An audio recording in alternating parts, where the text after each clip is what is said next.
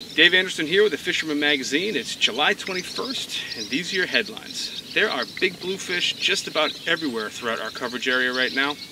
We're also hearing about exotic species starting to show up. We've got bonito, we've got chubmacks, even rumors of albies.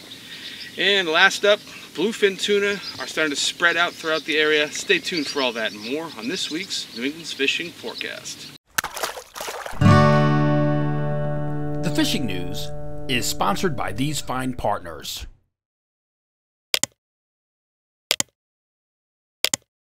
So before we begin, we're going to throw down our couple of news items here. First up, just for those that are interested, things with my dad are getting a little bit better. He's home from the hospital, and he's got the right attitude. He's staying positive. He's taking the treatment head on. And you know, one thing I just want to say again is I can't say how much I appreciate all of you that have taken time out of your day to send me an email or shoot me a text or whatever, just wishing him well. You know, he really appreciates it. I always tell him every time I get a message like that, and you know, I really believe that it can do nothing but good. So thank you guys so much for all that. Thanks for your concern. And in a shocking, ironic twist of fate, the day that he was slated to come home, I tested positive for COVID. So here I am, practically propped up right now. So we're going to try to run through this report really quick, and before I start sweating through my clothes here. And hopefully next week I'm feeling better. So let's get in on the giveaway. As you may remember, hopefully you saw it last week, starting another one. I decided that we're going to end it on August 18th, so we've got some time. This is the grand prize, because I just got too much going on to be building lures right now. So this is a very, rare guppy color. I think he may have done under 20 of these. I don't know what he calls this, but it's a pretty cool plug, and I thought that would be a really cool one to give away, so we're going to do that.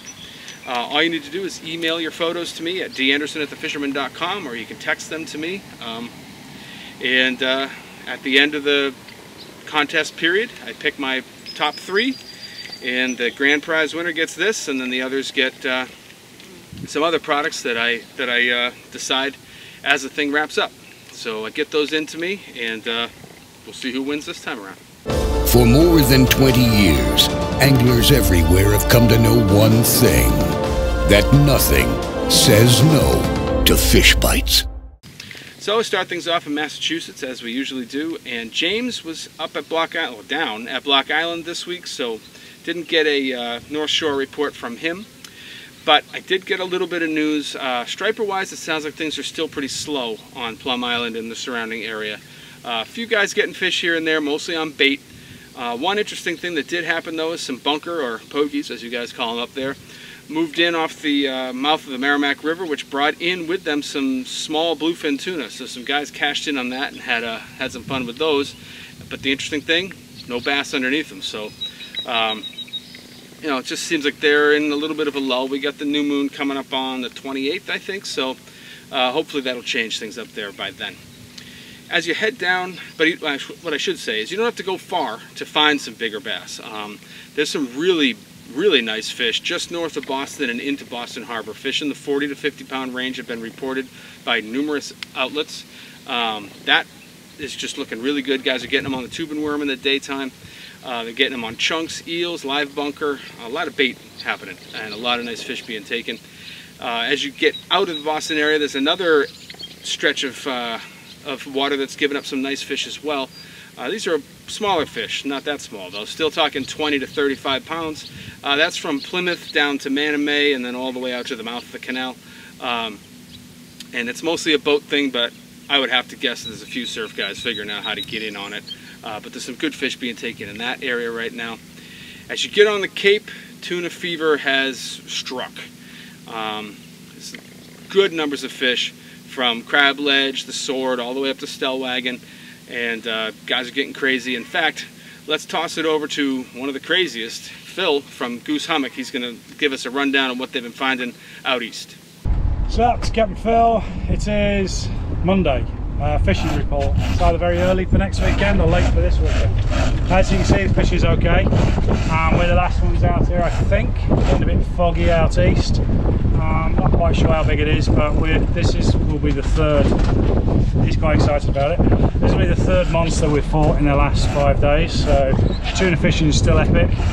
We saw small fish bouncing around out east, and I've heard further south is really good as well. So there's still a trolling bite.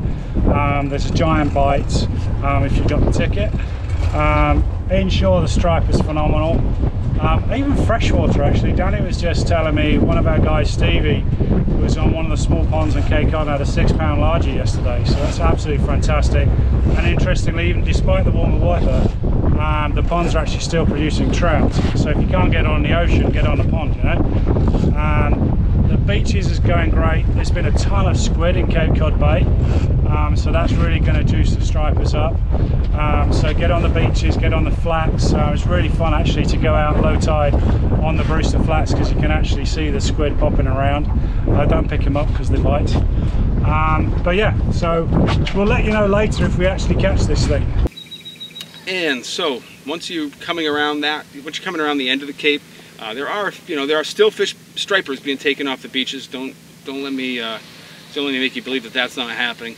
It's just everyone that's hopping in a boat right now is chasing tuna from the outer Cape. When you get into Vineyard Sound, we are hearing confirmed reports now of bonito coming from the Hooter and other areas around Nantucket. Those fish are going to move closer to the vineyard and then closer to the mainland over the next couple weeks. And we're only, maybe a month away from albie season, so that's something else to start preparing for now. Fluke fishing is best right now in Vineyard Sound. Guys are having to work pretty hard for their keepers. They're getting a lot of short fish, but the action's pretty good, and there's enough keepers to keep it interesting. Another little sort of hot zone for fluke has been outside the canal. And sea bass fishing in Massachusetts waters has been pretty tough. Still seeing a few nice fish, but overall those fish are coming from very deep water and the numbers are not what they were even just a few weeks ago.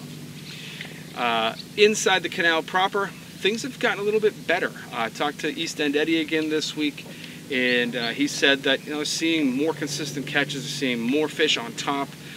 Jiggers are definitely catching more consistently bigger fish. But both ends of the canal, East End and West End, are producing now.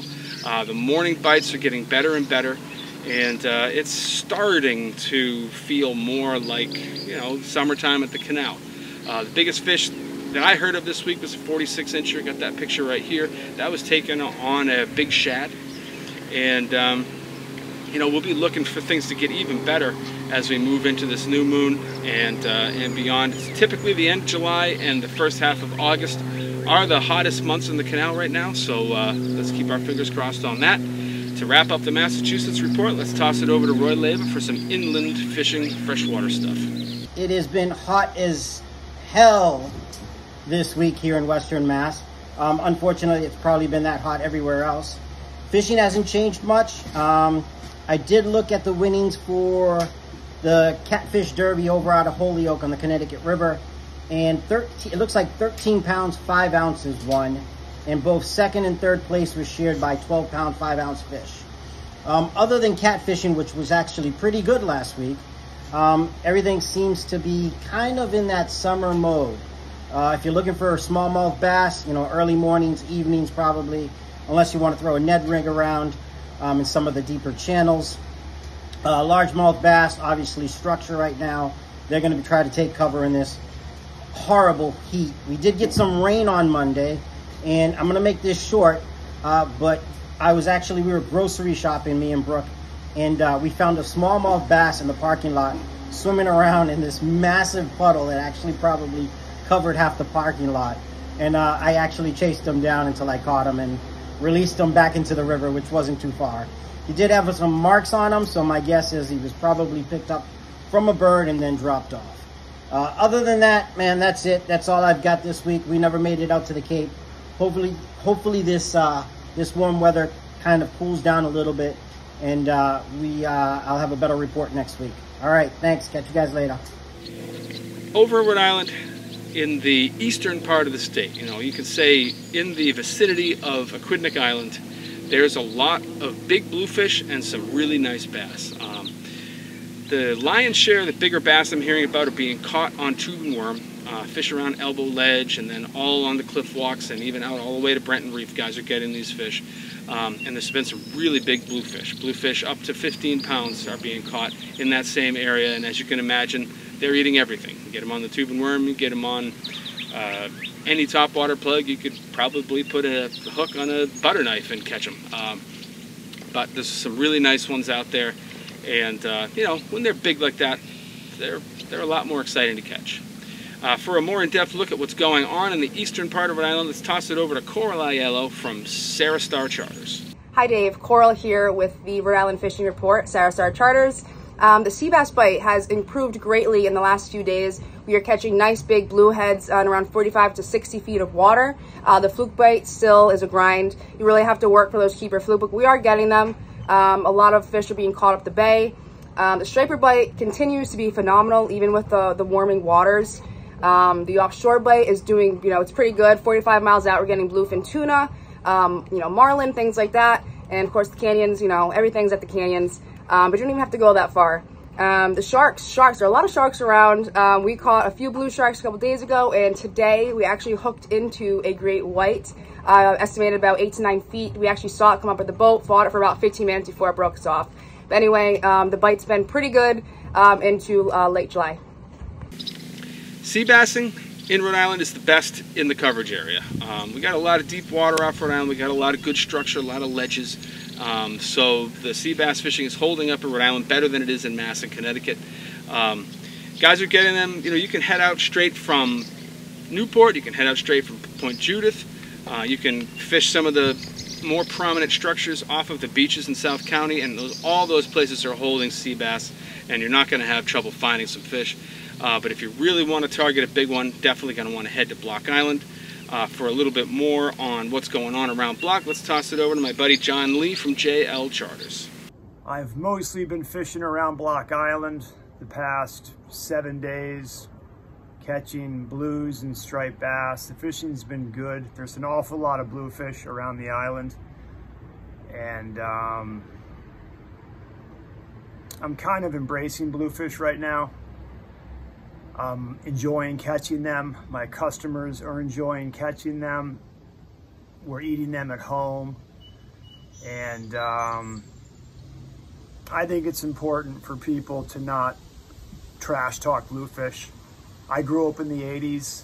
That's all we had. They're a lot of fun. We catch them on diamond jigs, trolling. Today I had a fly charter. The guy got 4 fish to 10 pounds on the fly off the Southeast Light. He had a great time. Came up from Washington, D.C., and I loved it. I don't normally do fly charters, so I learned some stuff. He learned some stuff. The fish were down deep. I tried to get him on top with the dock. That didn't work, so he just drifted the fly down maybe 20 feet, and the fish actually rose to that sand delimitation. You know, I hear from other people that the fluke fishing is hot, cold, hot, cold. Sea bass are where they should be. They're not completely reliable. You do catch your fish, but it's not instant. And I hear there's tuna stuff going on. So again, fishing's good. Weather's a little windy, but I'm enjoying it. Thank you. As John mentioned, there's also been some really big bluefish around Block Island. North Riff is always a good place to look out there. And in addition to the big bluefish, surprise, surprise, there are lots of big stripers being taken. I got this picture from my buddy Chris Lawton. Look at the girth on this fish. I think that fish could fit into my pants. That's a serious fish, and that's pretty much indicative of what guys are seeing out there. There's been a lot of 40-pounders, and every week we're hearing about at least 5 50-pounders being taken out of there. Live eels, always the way to go, but you know, more and more guys are experimenting, and you know, now you're getting them on soft plastics, guys are getting them on flutter spoons, guys are getting them on different plugs. Some guys are pulling up tight to the island and throwing things like the dock at first light and getting some big ones. So there's a lot of options out there. Block Island surf-wise, talked to James Jukes. He said it was pretty slow this week. They struggled to put together pretty good catches. They found some big bluefish in the surf, but mostly the biggest fish that they were getting were right around slot size or inside the slot. So not that that's anything to scoff at, but you go out to Block Island in July, you typically expect to have some better fish. So it sounds like the surf bite out there is still a little off, and maybe it'll improve on this next moon. The tuna bite out past Block is good and getting better and better.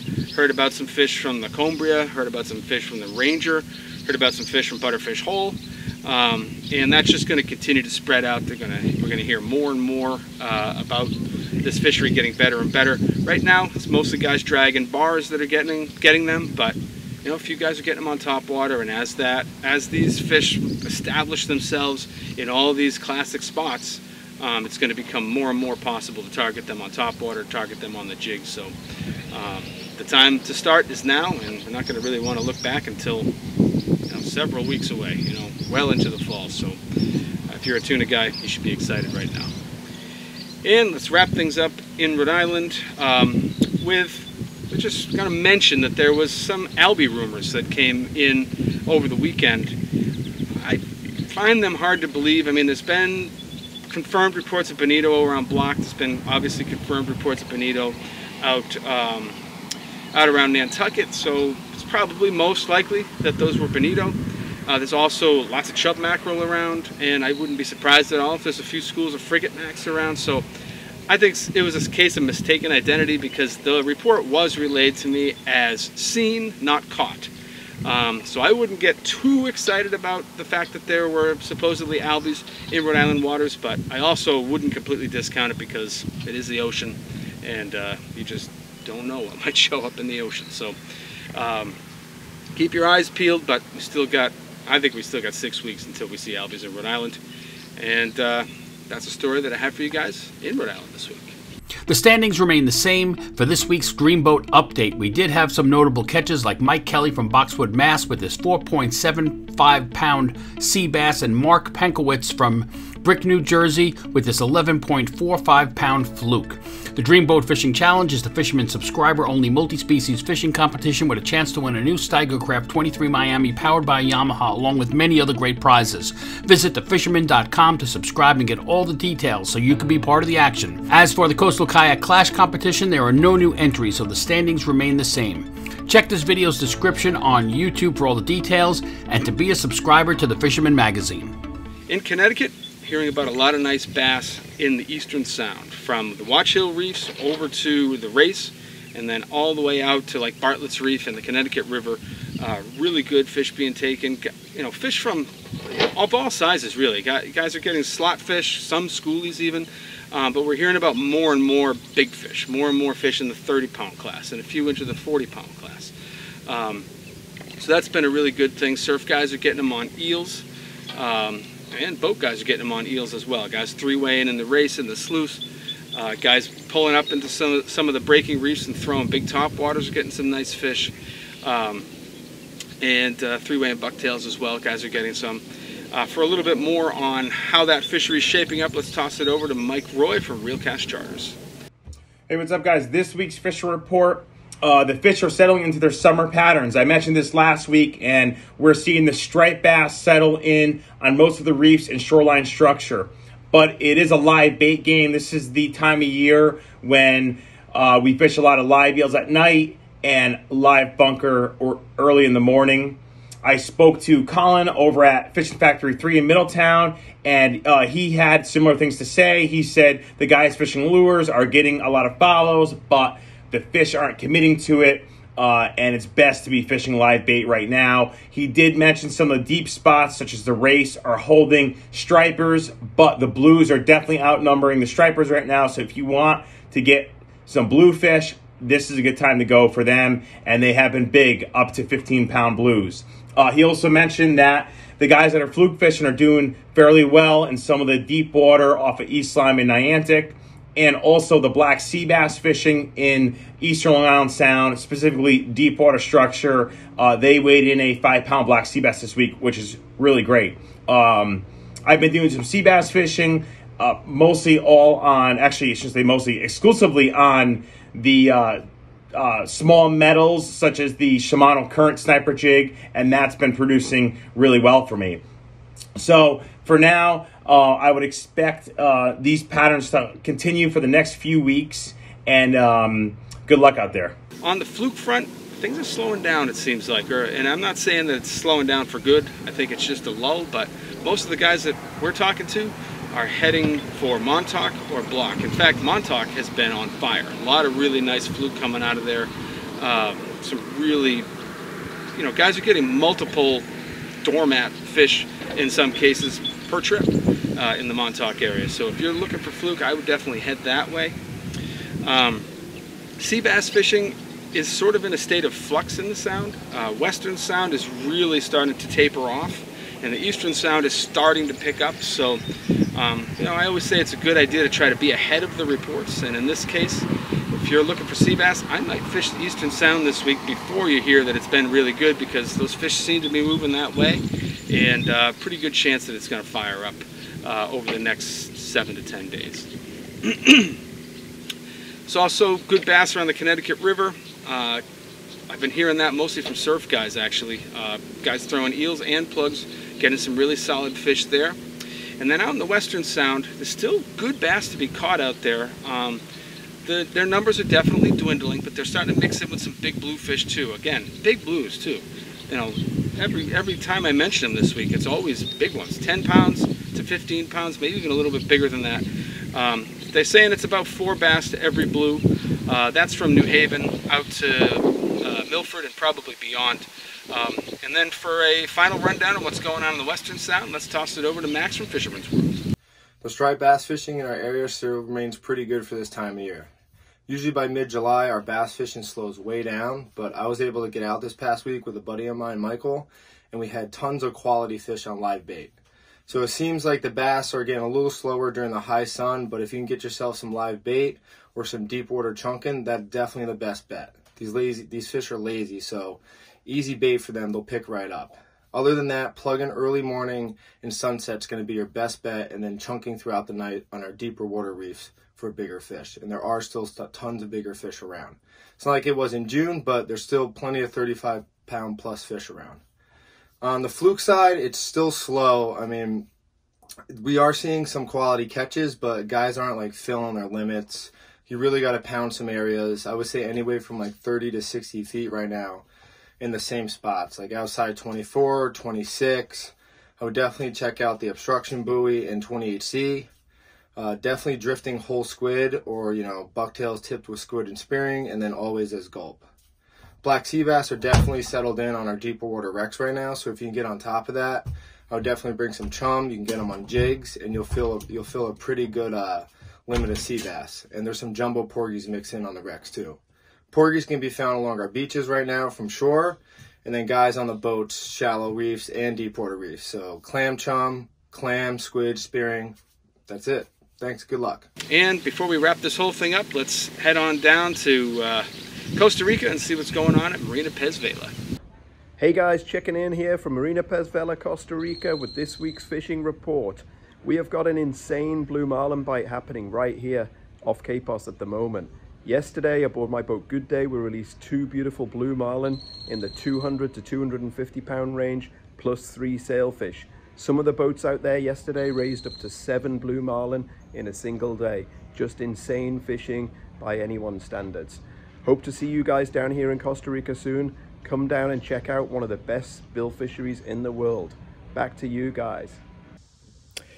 Hey guys, I realized after I shot my main video that I forgot to introduce my newest field correspondents. That's Rowan Little and Noah Johnson. These two are going to bring us a report just about every week, I think, and they're going to focus on underutilized fisheries like bowfin, carp, things like that. These guys get really into these really interesting fisheries, and I don't know, I think they bring something new and interesting to the report. So let's take a look at their first effort. Howdy Dave, we're definitely well into the summer doldrums here in southern New England with temperatures in the 90s and 80s, and that's affecting the water temperatures and making a lot of the traditional fish to target kind of tricky. And on the saltwater side of things, you still have plenty of options, especially if you're interested in doing weird stuff. Sea robins are very abundant right now, and frankly those things taste about as good as fluke. You just got to get over the fact that they look bizarre. They're a lot of fun to sight fish in shallow flats, so whip out your light spinning outfits and your fly rods and get at it. There's also chub mackerel showing up in great numbers now, and if you find any open shoreline with good exposure and access to deep water, you can have shots at those. I like to target those with fly rods as light as 2 weight, and they're an absolute riot and will give you a fight every bit as challenging as a very large bonito. Now on the freshwater side of things, Captain Noah Johnson here has got you covered. All right, this time of year you got some solid warm water options. If one goes to a fishery like the Connecticut River or Lake Champlain, a bowfin can be sight fished quite easily this time of year.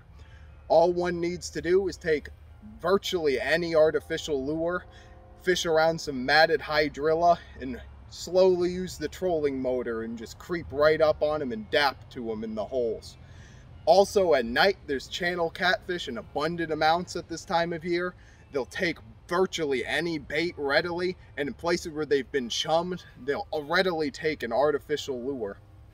Also, if one fishes early in the morning, in most locations that have them, carp will readily take a fly or artificial this time of year. Yep, there's definitely plenty of unusual stuff to do, and that's what both of us will be doing with our personal fishing and with our clients. And looking forward to the rest of the summer. There's a lot of fun stuff to do still. And that's the story that I have for you guys this week. I hope the reports are going to help you guys get out there and go fishing. You're going to have to go catch one for me because I really can't fish much this week. I got to get over this stupid COVID. But I'm going to go back into my dungeon and isolate until I feel better. And appreciate what you guys do. Thanks for watching the report. And we'll check in next week. Thanks again.